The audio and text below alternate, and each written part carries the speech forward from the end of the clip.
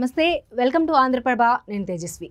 ఏపీలో త్వరలో జరిగే అసెంబ్లీ ఎన్నికల్లో అనకాపల్లి లోక్సభ నియోజకవర్గం పరిధిలోని అనకాపల్లి అసెంబ్లీ సీటులో జరగబోయే పోరు ఆసక్తి రేపుతోంది. దీనికి కారణం టీడీపీకి గట్టి పట్టున ఈ నియోజకవర్గంలో తొలిసారి గెలిచిన వైసీపీ ఈ సీటును నిలబెట్టుకుంటుందా లేదా అన్న చర్చే.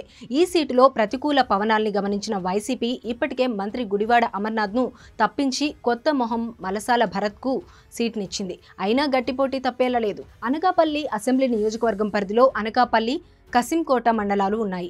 దాదాపు 2 లక్షలకు పైగా ఓటర్లు ఉన్నారు. కులాల పరంగా చూస్తే కాపులదే ఇక్కడ హవా. వీరి తర్వాత స్థానంలో గవరలు, కొప్పుల వెలమలు ఉన్నారు. రాజకీయంగా మాత్రం గవరలు వర్సెస్ కాపుల పోరు సాగుతుంటుంది. టీడీపీ ఆవిర్భావానికి ముందు జరిగిన 6 ఎన్నికల్లో కమ్యూనిస్టులు 4 సార్లు గెలిచారు. ఈ 4 సార్లు ఒకే అభ్యర్థి కొడుగంటి గోవిందరావే గెలిచారు. 1955లో కృషికార్ పార్టీ, 1972లో కాంగ్రెస్ ఇక్కడ గెలిచాయి. టీడీపీ ఆవిర్భావం తర్వాత 9 సార్లు ఎన్నికలు జరిగితే ఇందులో 6 సార్లు టీడీపీనే గెలిచింది.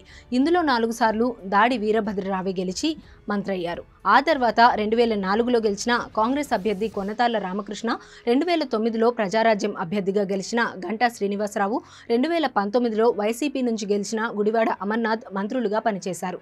మధ్యలో 2014లో గెలిచిన పీలా గోవింద్కు మాత్రమే ఈ అవకాశం దక్కలేదు. ఇక 2019 ఎన్నికల్లో టీడీపీ, జనసేన విడివిడిగా పోటీ చేసి 65,000, 12,000 ఓట్లు సాధించాయి. దీంతో 73,000 ఓట్లు తెచ్చుకున్న వైసీపీ అభ్యర్థి గుడివాడ అమర్నాథ్ గెలిచి మంత్రయ్యారు. ఈసారి టీడీపీ, జనసేన పొత్తుతో పాటు నియోజకవర్గంలో ప్రతికూల పరిస్థితులతో అమర్నాథ్కు మరోసారి సీటు దక్కలేదు. దీంతో విపక్షాల ఉమ్మడి అభ్యర్థి కొనతాళ్ల రామకృష్ణపై వైసీపీ కొత్త అభ్యర్థి భరత్ గెలుపు అంత సులువు కాదనే అంచనాలు ఉన్నాయి.